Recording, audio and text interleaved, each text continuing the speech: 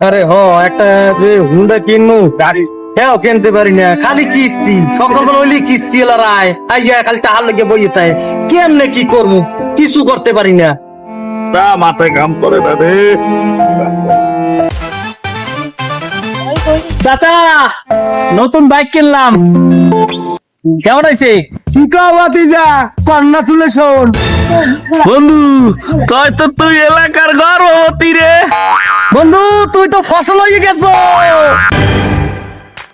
আরে ভাই আমরা তো ভাই এলাকার কৃষি সন্তান ভাই। এই শালারা এই লেগে তোকে লাগে কোনোদিন দেখা করতে আই না, তোরা শুদ্ধ ভাষায় কথা কইতে পারো না, তোকে লাগে সহবাস করাই আমার পেশা।